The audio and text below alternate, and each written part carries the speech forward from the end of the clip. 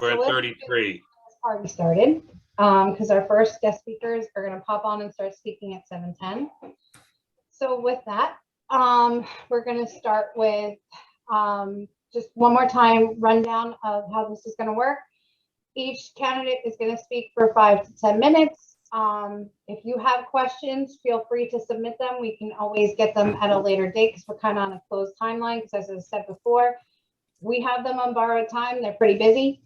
They're running for pretty big seats. But we're also having a Meet the Candidate night on April 14th in person. So keep that scheduled on your calendar. That date will probably get released tomorrow, that flyer, in Brentwood, where you can feel free to ask all the questions you need.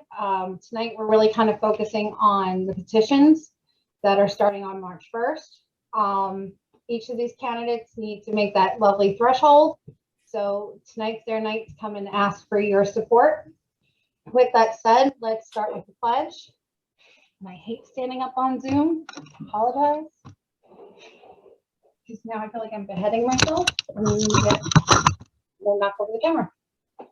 I pledge allegiance to the flag of the United States of America and to the republic for which it stands, one nation, under God, indivisible, liberty, and justice for all. For a moment of reflection for what's going on in Ukraine and a moment of silence for firefighter Jesse Carhart.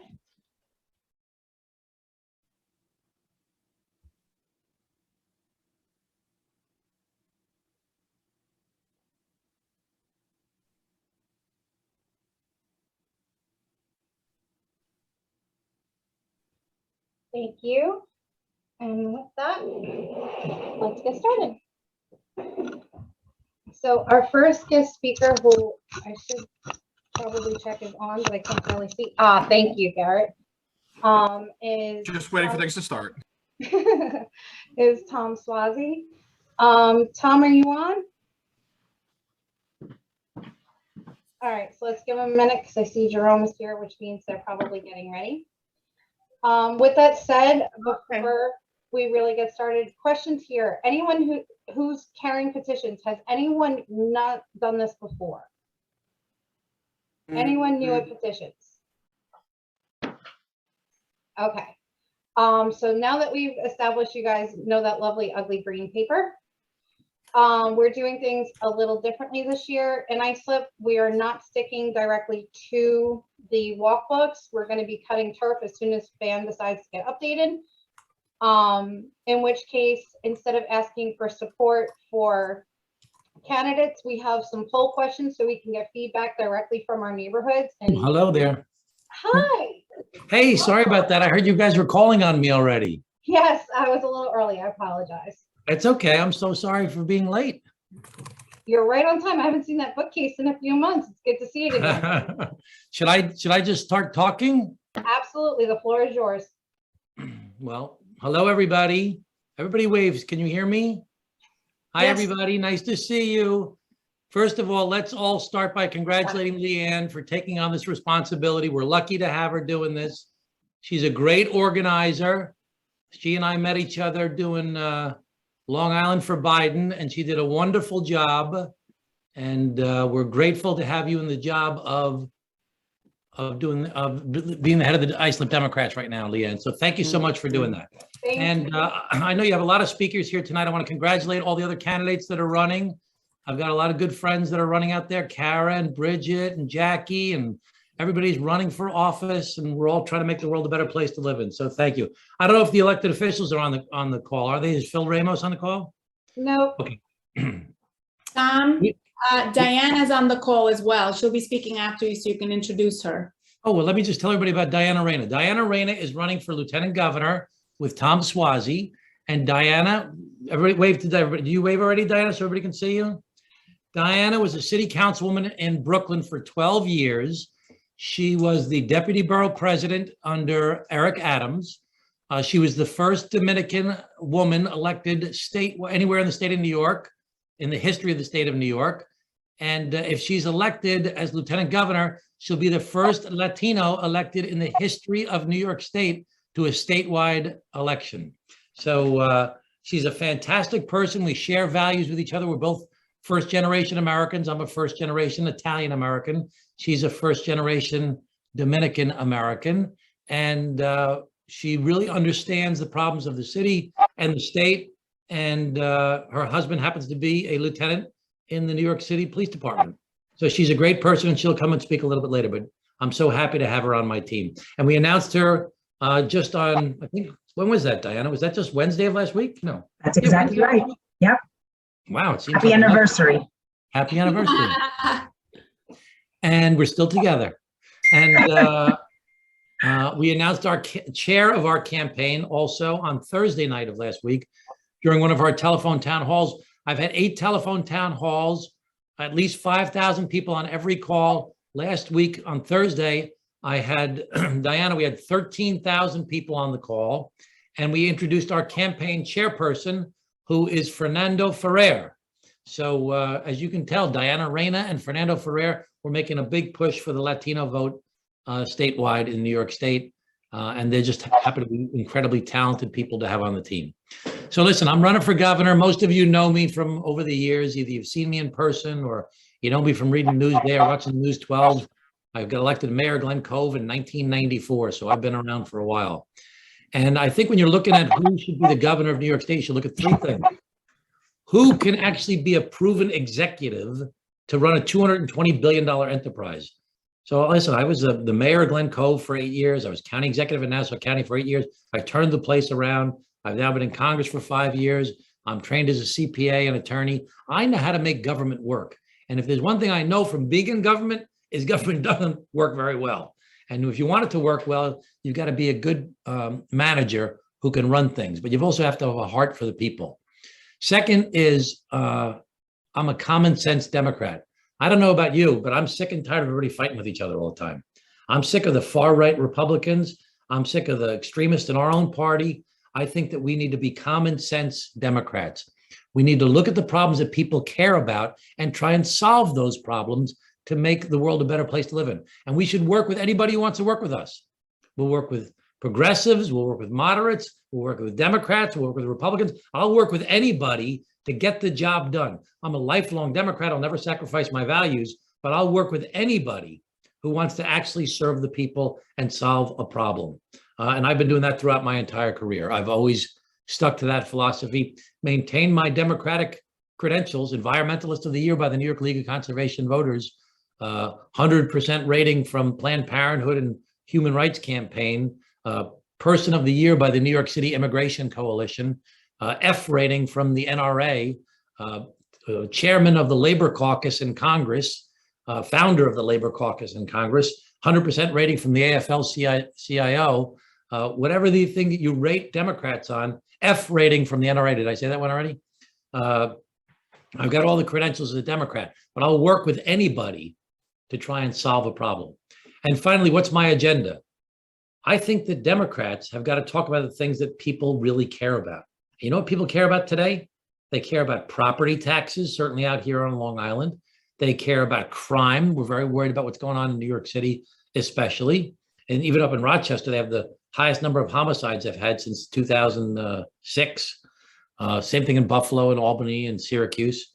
So taxes, crime, the environment, and troubled schools, something I'm very passionate about. Here on Long Island, we have some of the best schools in the United States of America, the top of the top anywhere in the country. But we also have some of the most troubled schools in the country. Over in Nassau County with Roosevelt and Hempstead and in Suffolk and Wyandanch and Brentwood, we've got really troubled schools that need help. And my idea, based upon what I did when I was county executive in Nassau County, is to take all of our social services, all of our federally funded, state funded, locally funded social service programs, and all of our not-for-profits, and push them into our schools that are troubled schools to give help to those children that are getting left behind. Because if you get left behind in school, if you don't do well in school, you're destined to a very difficult life ahead of you. 75% of the people in jail have a drug, alcohol, or mental health issue. 50% of the people at our prisons have a learning disability. When children are left behind in school, they cannot possibly be productive in society going forward. So I know how to run government. I did a thing in Nassau County called No Wrong Door. I took social services, health, mental health, veterans, seniors, youth, physically challenged, drug and alcohol. I put them in one building. They used to be in 5 buildings. I put them in one building. When you come in the front door to get a welfare check or a Medicaid application or heat assistance or a housing voucher, we want to find out what's going on in your life. What can we do to help address the problem that brought you to this point in your life? Is there a veteran with a post-traumatic stress disorder? Is there a mental illness? Is there a drug addiction? Is this a youth? Is this a senior? Are you physically challenged in some way? Is there something going on in your life that has made these circumstances you're facing right now so difficult to succeed? We want to address those problems and help you because number one, it'll help the person. It'll make their lives better. And number two, it actually saves government money by helping people to function again in society. So we can achieve both of those things and make the world a better place to live in. So listen, Kathy Hochul's a very nice person. She works very hard. She's raised $20 million already. Now you tell me, do you think people are throwing money at Kathy Hochul because they're saying, oh, this is so great. These are such great ideas for the future of our state. I believe in what's happening. Let's go. This is fantastic. Or do you think that the money came from the lobbyist in Albany who hadn't been able to talk to the governor, any governor, for 2 years? And she said, listen, I want you to raise me $250,000. And it's people who do business with the state and get something from the state. Do you think that she's getting endorsed by everybody, all the different elected officials and some of the unions because they say, boy, what a great vision for the future of our state? Or is it because, hey, it's budget time and I want to get something done in my district. If you endorse me, I can help you out. We've got problems in our state. We've got problems in our country. We've got problems in our country. They're already fighting with each other. We have problems in our state. More people left New York State in the past year, 300,000 people net out migration than any state in the United States of America. More than Illinois, Ohio, New Jersey, Massachusetts, and a few other states combined. People are leaving the state. Everybody on this call knows somebody who moved to Florida, knows somebody who moved to South Carolina, moved to North Carolina, moved to Texas, moved to Georgia, moved to Arizona. Everybody on this call knows people who've moved away. Unless we address taxes, property taxes especially, unless we address crime and quality of life, unless we address the environment, but really watching out in the process that we don't see our utility rates go through the roof, and unless we address our troubled schools, people are going to continue to leave our state. I've got the proven executive experience. I've got the common sense approach to approaching problems as a Democrat, and I've got a clear vision on all the issues of crime and taxes and the environment and troubled schools. And I've got a fantastic running mate, a really talented, experienced, intelligent, effective, hardworking running mate who understands the city of New York and the state, and who brings tremendous balance to my ticket, both geographically and gender-wise, as far as values, and bringing such an addition to my candidacy. So I really appreciate everything you guys do out there. Keep up the good work. I'll be helpful any way that I can. I'm going to sponsor Leanne and all of her efforts that she does, because I'm so grateful to her for working so hard to organize and get more people involved. And I know that there's, you got to worry about the county chairman, and you got to worry about the, this one and that one. Just please, if you can help me, I would really appreciate it. This is going to be a movement to go straight to the people, to get people involved, and really once and for all turn around the state of New York in a way that needs to be radically done to address the real problems that real people face in their lives, to address long-term problems of property taxes, the growing new problem of crime, and to help our poor children that have been left behind in these troubled schools for so many years. We can do it, but we need something to be transformational. All right. Thanks so much. I hope I didn't talk too long. I really appreciate it. Thank you. It was a pleasure to see you. I'll see you on the 1st. Yes. Thank you so much. Have a good night. Thanks. Hi, welcome. Thank you. How are you? Thank you so much for having me. I know that I truly appreciate the opportunity to come here before the Islip Democratic Club. It's really wonderful to see a group of people assemble and want to continue what would be an active part of society, and having these conversations is what moves the needle on where we need to be as a community. I want to thank the leadership of Leanne, Tom Suozzi, as the congressman who's running for governor, giving up his seat. I just want you to understand, that's no easy task. To be able to proudly run as his partner. I have what would be served in government 22 years. I was elected as a district leader, as a state committee woman in the year 2000. I began very young. I understood what was my responsibility to be civically involved, and continued that trajectory running for the city council when it was term limited for the first time in the city of New York. To see that transformation in our city was incredible, very unnerving for people, and not understanding where the city would rely. We turned what would be the council from what was, decades of elected officials that had been in office for quite some time, turned over to a new generation. But we survived, we thrived, and we proved that we can get the city to a place that was dynamic and livable and accessible for everyone. Tourism was at an all-time high, crime was at an all-time low, and those are the proven track records that Tom and I want to demonstrate that we can get there again. Like Tom, I'm a first generation, as he mentioned, Dominican American.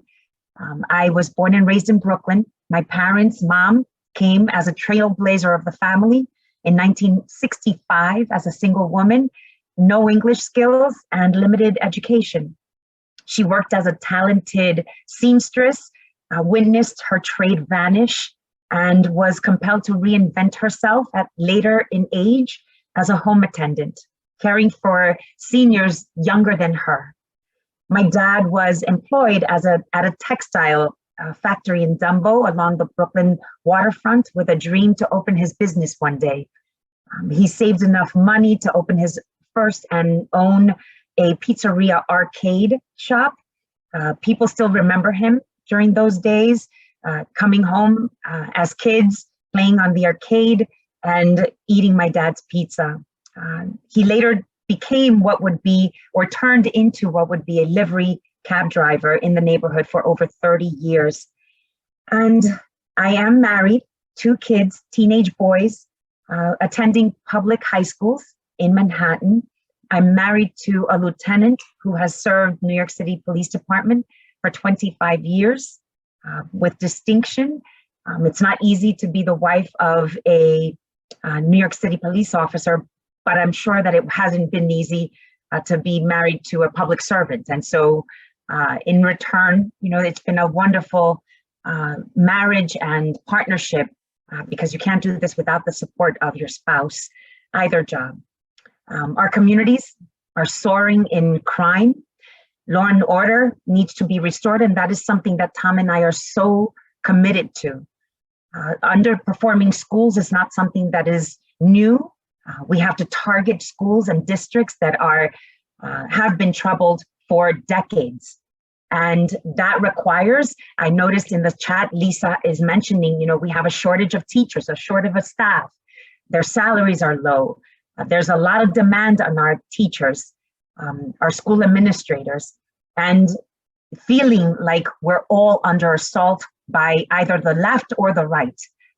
And understanding that we have to protect our staff in order to educate our children, and we have to protect our children to be able to be around dedicated educators that are going to focus in the classroom, teaching and utilizing their best talents to be able to get through to children and learn, a safe environment to learn. I want to just share, I grew up in the 70s and 80s and 90s in Williamsburg. I don't know if many of you know of Williamsburg, but it's not the Williamsburg of today. That's the neighborhood I represented. And to be able to see what is those times turn to better days wasn't easy. It was a neighborhood ridden with crime, drugs, and gangs. Manufacturing and residential buildings abandoned or burnt to the ground. Reduced city services and underperforming schools forced our community to organize and fight back. And those days are not necessarily long behind us, but days that we have to remember so that, Lisa, you're from Williamsburg on South 2nd Street. That is amazing. That's where my husband grew up, South 2nd Street. And so, this particular world connects us and really proves to us how we have more in common than differences. And I just want to share, I spent 22 years understanding, having hundreds of town hall meetings on a monthly basis, meeting with my constituents, similar to this evening. I would hear from them, ask them, what do I need to see, look, and hear in order to understand where I need to deliver services, connect what would be services that are vital to our community, address problems together. That's what Tom and I are focused on, not pandering to the left, not pandering to the right, but really moving forward on the agenda that we set together. I served as a deputy Brooklyn Borough president, as Tom mentioned, to Eric Adams, who's today the mayor of New York City, representing during the days of Borough Hall, 2.6 million people, and problem solving to the issues that they raised as their concerns. This isn't going to be about ideology. I want to just express how important that is. We are focused on restoring trust for our law enforcement. We must apply common sense. I know people were wondering, what is Tom? Is he a moderate? Is he conservative? Tom is a tough but compassionate public servant. And we are committed to making sure that we are inspecting what we expect out of government.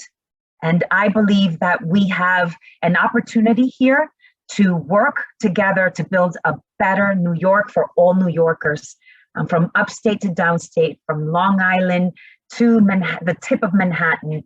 Tom and I have seen a deterioration of the hope of the American dream. And Tom and I want to fight to keep that American dream alive. That is no small feat, but I believe in the people's ability to want to be victorious in that mission together. And so thank you for this evening. Again, to all of you, to all the elected officials and candidates, I believe, that are on this particular Zoom meeting. Best of luck with your journey. Thank you for joining us. It was a pleasure to meet you. We hope to see you in the area soon. I appreciate that. I as well. Looking forward to April. Absolutely. I hope to see you. It'd be awesome to have some gubernatorial candidates in there. That would be great. Awesome. Thank Enjoy you. The evening. You two have a great night, and sorry for the misspelling of your name. No worries. That's what we're here for, to introduce ourselves. Thank you so much. It was a pleasure. And with that, we have our next candidate who just disappeared in my role. Jackie, where did you go? Jackie, speak up for me. Did you say Jackie? Okay. There you are. How are you? I am well. Okay, someone's got you on the spotlight. That's awesome. So tell us about you and tell us about your campaign. Okay, awesome. Well, thank you for having me. Hello, Islip. How's everyone tonight? Beautiful day today. Who knows what it's going to be like tomorrow, right? It might be 10 degrees tomorrow. But whatever it is, we're in New Yorkers, we can handle it. So thank you so much for having me. Thank you for putting this together for all of us so that we can meet each other in this new 1st Congressional District and to get this new race started. I'm Jackie Gordon, and I'm running for Congress in the 1st Congressional District. I was going to say the new 1st Congressional District, which it is. When I was 20 years old, studying to become a teacher, I saw an Army commercial that said, "We do more before 9 a.m. than most people do all day." When I saw that commercial, I was sold. I knew that's who I wanted to be. I wanted to do more. more for my country. So after 29 years and 4 deployments serving as a military police officer in combat zones in Iraq and Afghanistan, I retired at the rank of Lieutenant Colonel. I wanted to do more for Long Island. So after 30 years working with young people, I helped them to get ahead. I spent over a dozen years on the Babylon Town Board, and I partnered with small businesses to help to breathe new life in our community. And I also helped to direct resources to veterans and military families. I have never stopped fighting to represent us, but so many of us have come to expect less from Washington when we need more. I will never stop doing more for my country and my community. But right now, there's another Army motto that comes to mind. This will defend. It dates back to the Revolution, but it's still carried to this day by soldiers. Today, we are faced with many new battles by our country and our community, but we're going to defend them on new front lines. We've been dealt an unprecedented pandemic made worse by misinformation, dishonesty, and division. Our health, the health of our loved ones, our neighbors, and our friends, not being clear about life-saving vaccines, this will defend. And as we try to bounce back, we're being squeezed by the rising prices of groceries and gas and prescription medicines. I'm pushing for tax relief for working people to make healthcare and childcare and healthcare more affordable, to put money in the pockets of families. This will defend. The future of our families, of Long Island, of New York, frankly, of our nation is on the ballot this year in 2022. We need a leader who is strong, who will speak truth, who will fight for our families, who will work every day to defend us. I am that leader. I will go to Washington and I will deliver results for Long Island. And all of that begins with forums like this, where we get to hear your concerns and your questions about your families and the priorities that you have and for our communities. So thank you so much for putting this together. I look forward to working with you over the next few months so that I can earn your support as we move forward to the primary.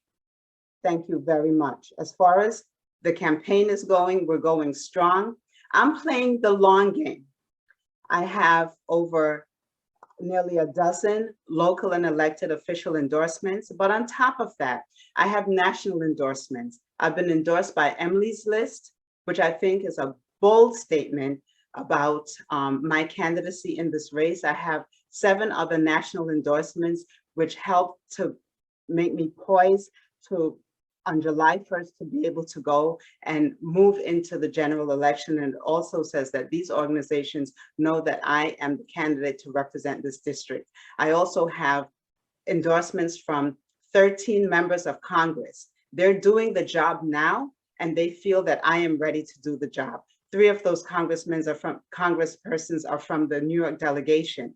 And so I'm also poised to begin the job on January 1st, because I'm already forming those relationships. So not only am I looking to get through the primary, but I'm looking ahead to the general, and I'm looking ahead to also hit the ground running on January 1st.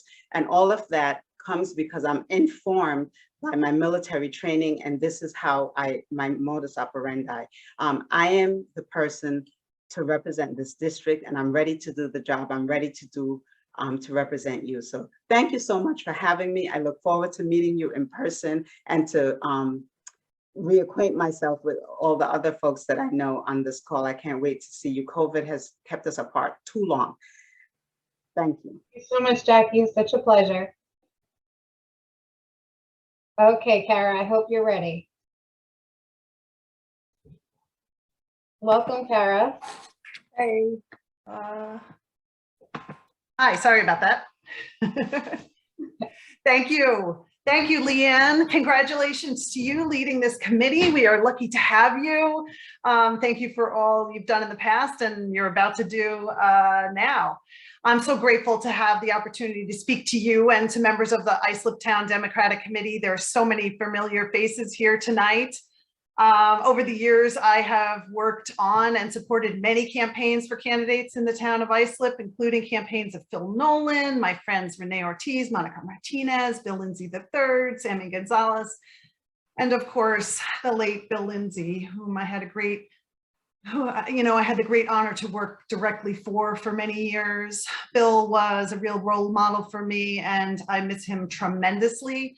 And so, although I don't live in your town, I am not a stranger to your town either. I also would like to take a minute to congratulate our newest elected official, a man who made history with his recent election to the Islip Town Board, a man of quiet strength and great determination, Jorge Guadron. Jorge, and I'm not sure if he's here. He might have come in after I looked around, but I'm going to speak directly to him as if he was here. His victory and your victory, Jorge, is a victory for your entire community and for all of Suffolk County. Your win was absolutely historic. I wish you the best and I look forward to working with you. So hopefully he can see this. Yes, you are recording it. Yeah, it's being recorded and I will make sure we cut that and send that directly. Yes. Thank you so very much. For those of you who don't know me, I'm essentially a lifelong Long Islander, born and raised in New York's 1st Congressional District. I'm a social worker, a Suffolk County legislator, and a mom. To know my background is to understand me and what my campaign is all about: service. My mother was a public school teacher and a civic activist. My dad, a proud Army veteran and a volunteer firefighter for over 50 years.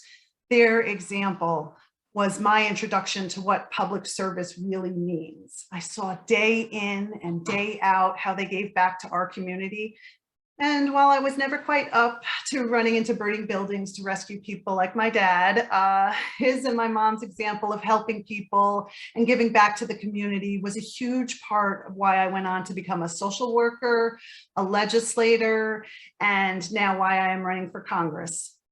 He and my mom taught, and I truly believe that public service is about making a difference in people's lives, helping the people who need it most, and giving our most vulnerable a voice.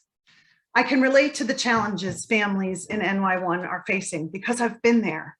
I know what it's like to work at McDonald's, clean rooms at the local inn, or rely on waitressing tips to put food on the table. I know what it's like to have a $20 weekly increase in gas prices blow a hole in your monthly budget. I've been there. I learned I was pregnant with my oldest daughter when I was a senior in college, still a student and feeling incredibly unprepared to have a baby. I was lucky to have some support from my family, but for a short time, I relied on food stamps and other social services to get by as a young mom. I was able to care for my baby and still complete my education.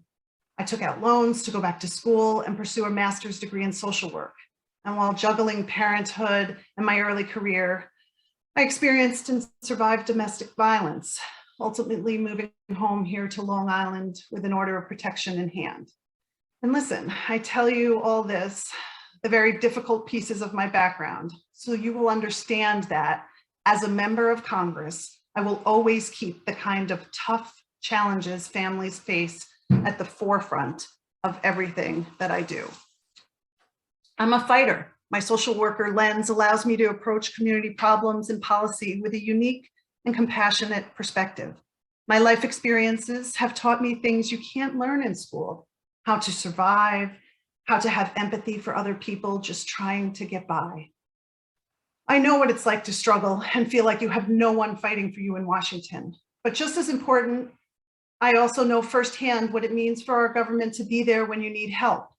It inspired me to get involved as a civic leader and as part of the grassroots Democratic clubs, and then to work for the county legislature for nearly a decade before running for public office myself. Government can work for us, and it should. In addition to being a fighter, I'm also a leader.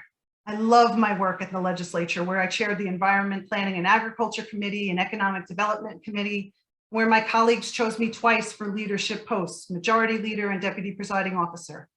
I'm proud of the work I've done for a decade and the things I've been able to accomplish, from protecting other victims of domestic violence to getting pollutants like nitrogen, 1,4-dioxane, fracking waste, and microbeads out of our bays, waterways, and drinking water.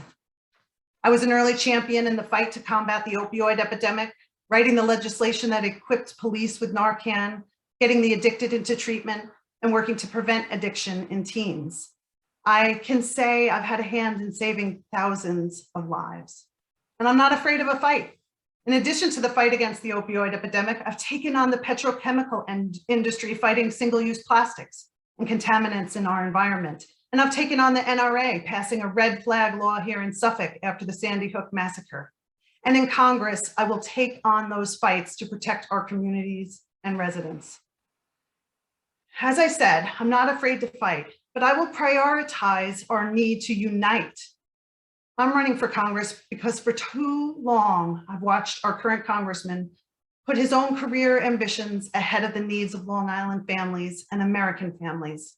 I've seen, as we all have, polarization, division, and misinformation tear apart our schools, communities, and our nation. People are tired, scared, and sick of the division. They want representatives who have the skills to empathize and to understand their struggles, represent their needs, and are willing to unite us to work together to find and create solutions. Among my legislative colleagues, I earned the reputation of being able to problem solve with anyone, to fight for our community while uniting and not dividing us. Empathy and kindness are somewhat unique leadership skills. I believe this has helped me to pass dozens of bills to protect our parks, our environment, our families, and our communities. On day one in Congress, I will bring this experience and record of accomplishment to work for my constituents. What do I intend to do in Congress? It's very simple: find solutions that help people. I truly believe there is a brighter future in reach for Long Islanders and Americans as a whole. A future is possible where you can drive down the Long Island Expressway or any road without dodging potholes the size of large farm animals. A future is possible where no one has to break the bank to get mental health therapy they need or prescription medications their lives may depend on. A future where good paying jobs for our kids and affordable places for them to live are right here on Long Island. And a future really is possible where we are not passing down to our children and grandchildren an earth that is simultaneously flooded and on fire. I'll continue to champion the fight against the opioid epidemic and mental health crisis. I'm determined to take real action to fight climate change and protect our water and environment in a way that is effective and just. I'm convinced we need to make quality childcare and elder care both affordable and accessible. And finally, in addition to protecting a woman's right to choose, for which I will fight with all my heart, I intend to fight equally hard to protect our right to vote. We need representatives in Congress who will put these priorities, our priorities, first. This is a tough, and I'd even say ruthless environment. It won't be a slam dunk, and I need your help. As someone who has been a committee person for almost 23 years, I'm extremely grateful for all the volunteers and committee people on this call. You are the backbone of our party and our democracy. I am looking forward to meeting you again in person when we are actually able to get on the campaign trail together, carry petitions and your EDs. But in the meantime, I humbly ask for your support, and I thank you for listening tonight, and I look forward to all the work we are going to do together to take back this seat. Thank you. Thank you so much, Kara. Thank you, Leanne. Such a pleasure. Okay, last but not least, we have Bridget Fleming, who's also a legislator for Suffolk County, and I need her to speak up because I know she's in here somewhere. Seth, you have her on your screen?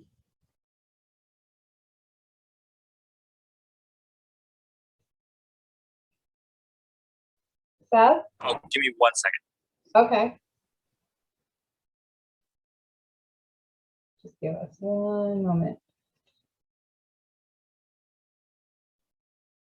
Well, with technology is supposed to make everything easier.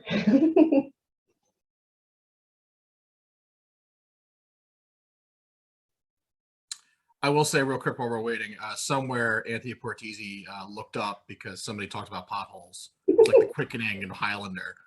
You know, it was just, oh, potholes, where? He popped in my head too, ironically. It was pretty funny. The Patese mobile. Exactly. He's going to come out with a, thing of asphalt and some tar and just be like starting to, And signs that say brought to you by the Democrats. Exactly. Listen, we all needed a moment of levity here. So, that's the service I provide here for the Islip Town Democrats. Not in spreadsheets. So many spreadsheets.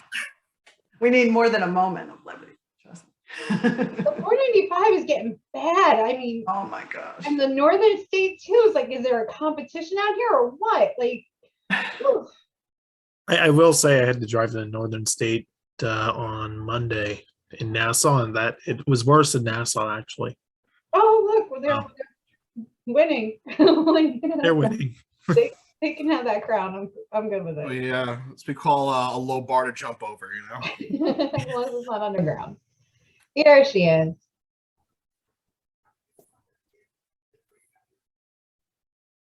Yes, Lisa Bridget's popping on. Some minor technical problems. It's the Yeah, I mean- reality of 2022, right? This Zoom shut down twice on me before. There's like 4 co-hosts for this, just in case that I fall apart again. You have backup. Hi, Bridget. Hi, Leanne. My sincere apologies for not joining you earlier. No I've problem. got things happening in the house, so sorry about that. My pleasure. We have 4 boys here. There's always something happening. As long as we're not burning down, we're winning. For sure. My apologies to everyone if I've kept folks waiting. The floor is all yours, so feel free to introduce yourself. Hi, well, thank you very much, Leanne and the Islip Democratic Committee for hosting this important forum. I am Bridget Fleming. I have lived in the district in the Noyak neighborhood in Sag Harbor for 20 years. I live with my husband, our son Jay, who actually just graduated from public high school and is off to college, and our beautiful Springer Spaniel, Dune. For about half the time that we've lived here, for just over 10 years, I've served as a local legislator. So I was the only Democrat on the Southampton Town Board. And then I was elected to the Suffolk County Legislature, where I've served since 2016. And when people hear that I represent the Hamptons, oftentimes that brings up a certain impression, but I assure you, I live in a very modest home in the modest neighborhood of Noyak in Sag Harbor, and I come from a working class family. My grandmother emigrated from Ireland when she was just 16 years old by herself. She met my grandfather, who also emigrated from the same town in Ireland, but unfortunately he passed away when they were very young. And so my grandmother was faced with raising her family on her own as a maid in hotels in New York City.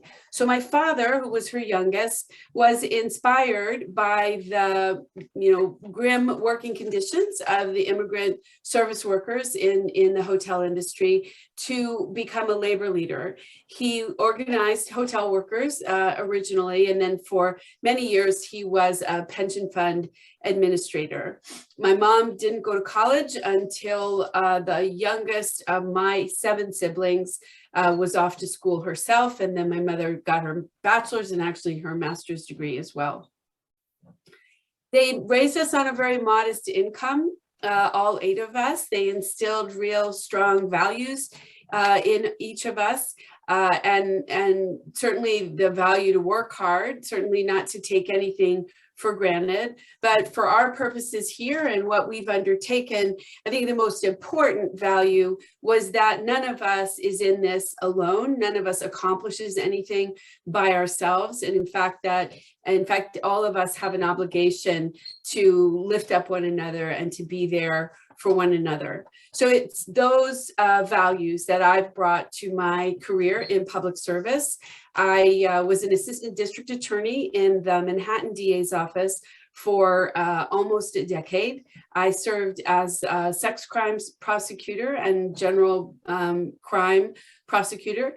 And then I was promoted to become a chief of a unit that prosecuted fraud in public programs.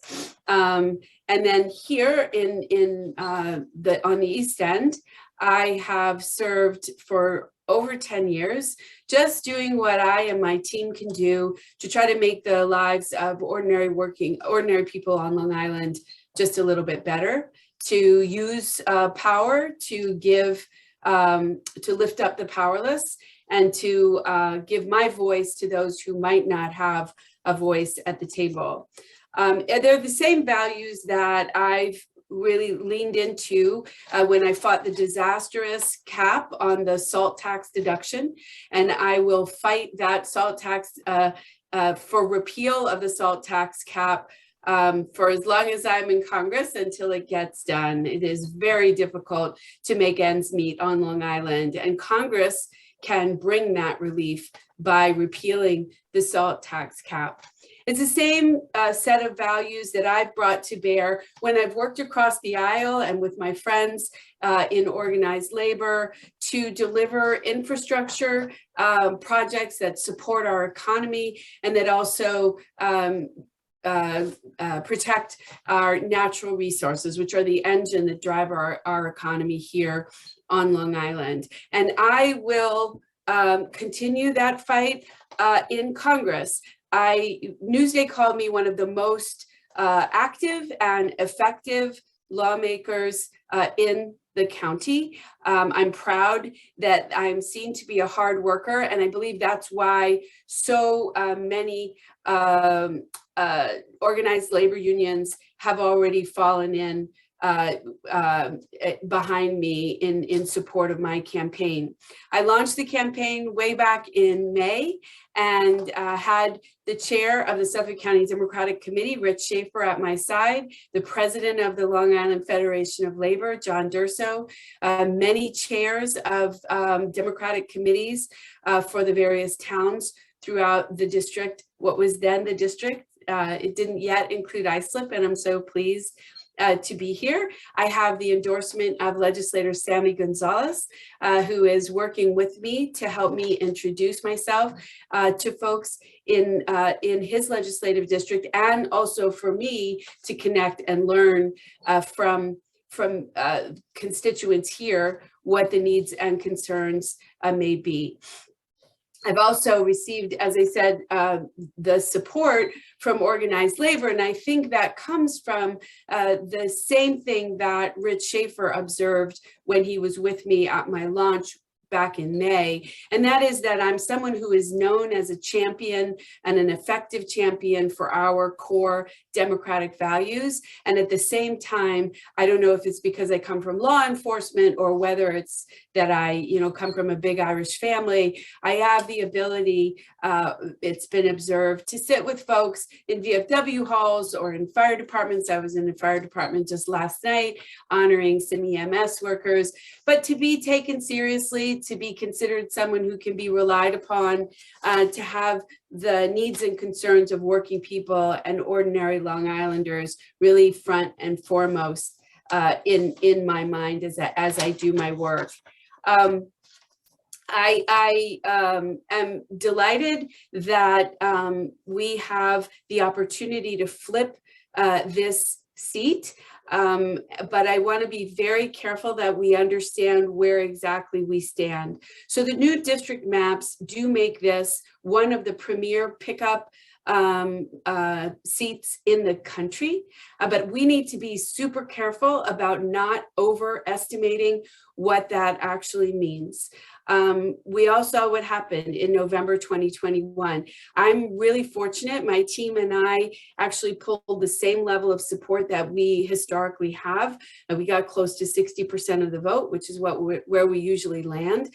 But that didn't happen for everyone. And many really terrific public servants and candidates were caught up in the red tide and were not successful in their elections. So we need to take this extremely seriously. This opportunity is here for us to take advantage of and to step into. The country needs it. There are very few pickup opportunities across the nation.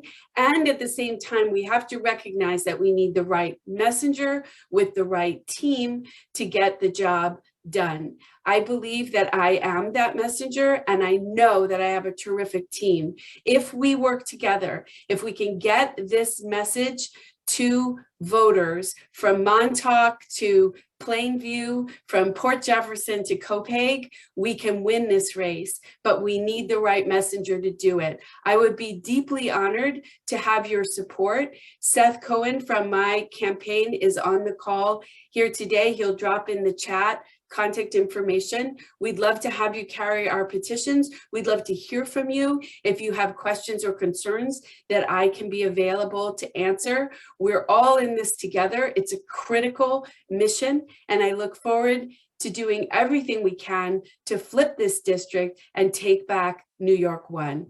Thank you. I'm talking to myself, I'm muted. Thank you, Bridget. It was wonderful to have you. And again, 2 years into this and I still forget to hit that button. It's one of the things, it's one of the catchphrases for these past 2 years. You're muted. Yep. I saw on a billboard on my way to Boston right after the 2020 election, and it was huge. It was right after the Biden-Harris billboard. It was, remember when Zoom meant you were going somewhere quickly, and now it just means you're staying home. Let's hope we're getting past it soon. I wholeheartedly agree, because I am ready. I'm looking forward to meet the candidate night, like in person and normal things. So it's going to be a real joy. Thank you so much for joining us. Those are originally the 4, now 5 candidates that are running in this cycle.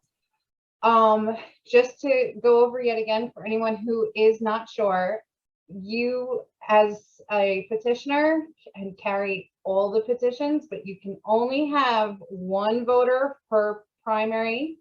So again, that's your choice, but 3 signatures from, for, let's say, the congressional candidates, voter can only sign for 1. They cannot sign for all 3, otherwise they will be thrown out. So please just keep that in mind. All the candidates have put their information in the chat, so feel free to scroll through and grab that information. Should you not be able to grab it, please feel free to reach out, because these poor people will tell you I know where to find them. They've had to deal with me a lot to get this date going. With that, we're going to start moving on to some committee business as soon as I can figure out how to change this view. Aha, we got it. Okay, so as we've said, petitions are starting March 1st. You cannot get a signature prior to that. We have done a full training and we did it on a Tuesday. Thank you, Lisa. Thank you for joining us. So if you could not get to that training, can somebody do me a favor and throw the YouTube link in the chat? Yeah, I'll do that. It's also in our group and it should be on the website too. And it goes over an example of a petition, the do's and don'ts. Should you need more guidance, you need help, please reach out. We are more than happy to pitch in. Again, for Islip, we're doing things a bit differently. You are going to get handed a script in English and in Spanish, so you can try and read it, or you can ask the voter to read it so they know what you're there for and explains it, so there's no language barrier, no one's getting left out. You will also have access to a Google Doc, which will have been broken down by district, so you just need to know what township you're in and find your name. Not what township, what town district you're in and find your name. There'll be your district leader as well as other phone numbers like mine, Garrett, Derek, whoever, for backup should you need. We're pleading with everybody, please keep count of your signatures and put them into the Google Doc, because that information will be shared with the campaigns. This is crucial to democracy. If we do not have our signature counts made, we lose out on candidates on the ballot. So this has to get done. These thresholds have to be met. I'm actually gonna just slide in on this. I'm not gonna have you guys enter it directly into the spreadsheet just in case somebody screws up and accidentally deletes something on the spreadsheet. I'm gonna create a form for you to create a submission, and it'll submit. Okay. And then we can just update it, because I can just I'm sure you all mean well. I see somebody hitting an oopsie and accidentally deleting something that they're not supposed to, and then I already don't have hair, as you guys can see. I don't want to pull out facial hair. The beard is basically all I got, guys. So I'm going to create a Google form where you guys can submit updates for your petition progress, and then we can update that way. I'm sorry, I didn't want to interrupt. I just wanted. No, I'm glad you mentioned that, because I didn't know. That's actually Yeah. I've been thinking about this for like 2 days, and like I'm getting like clenched about this. So let me slide in. We're going to use Van. Again, we are doing this a bit differently. We are putting poll questions into these turfs. This way we get actual feedback that's useful from the neighborhood for future campaigns, future policy, what have you. I feel as Democrats, anyone can feel free to disagree, but messaging is not our thing, if Lincoln Project taught us anything.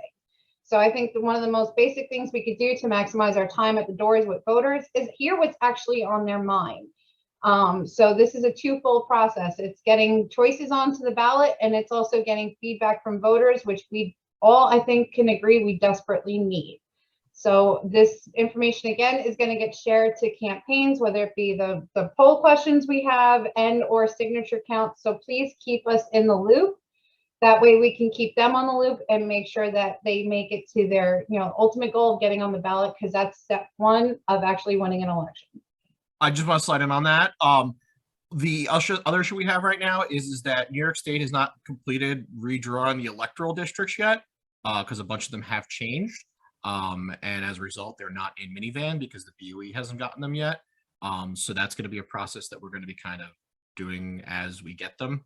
So to circle back on that, we will have the ED books. None of us here are actually real fans of them because they have every registered voter in them, which is not really that productive when you're trying to walk.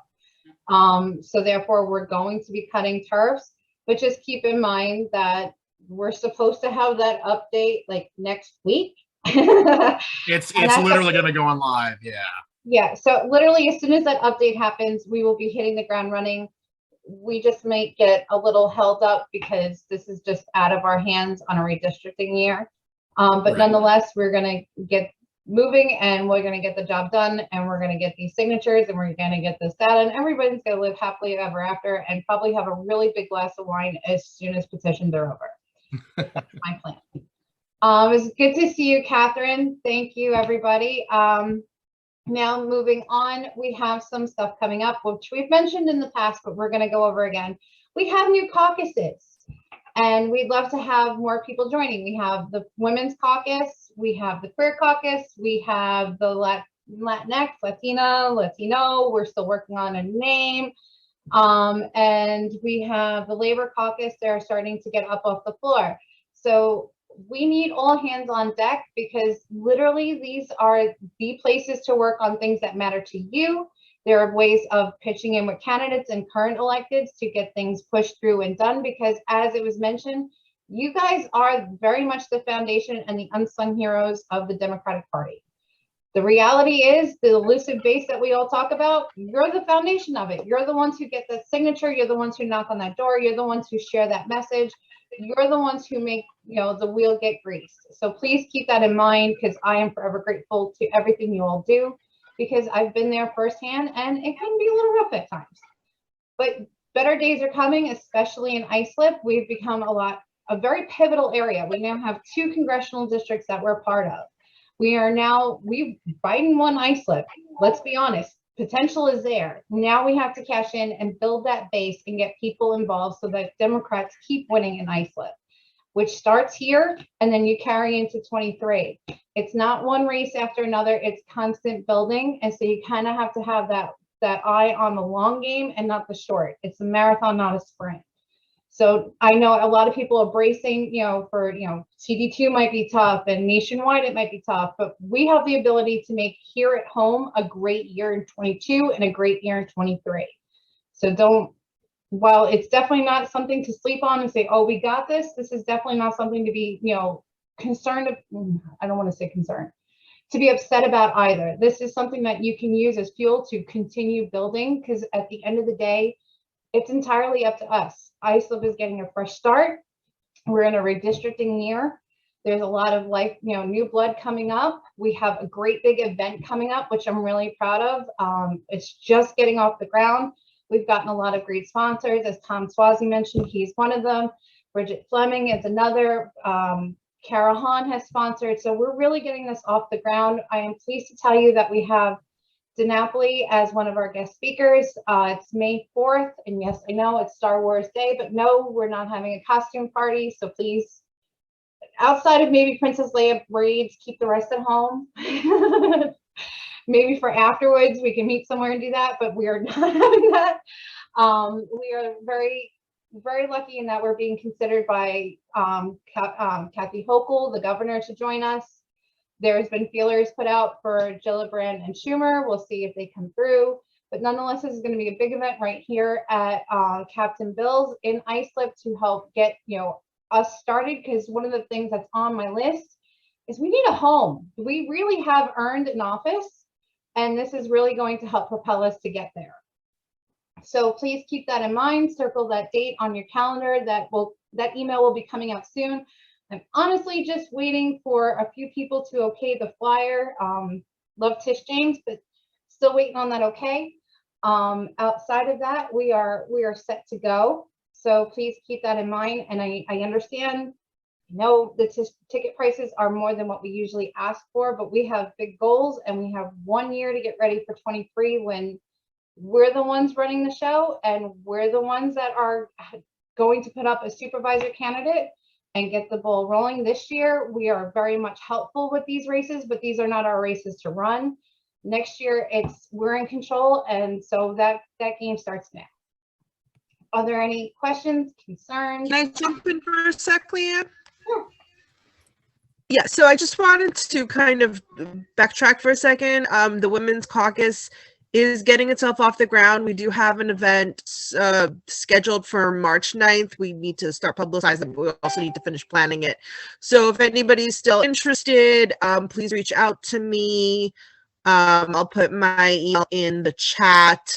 We'd love to have more people involved, women, non-binary folks, yeah.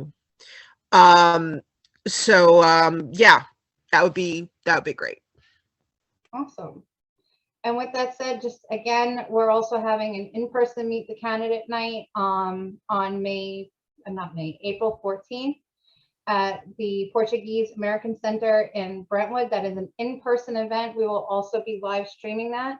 So if you have any more questions for the candidates that you did not get answered today, feel free to pass them on, but also feel free to write them down for our event in April.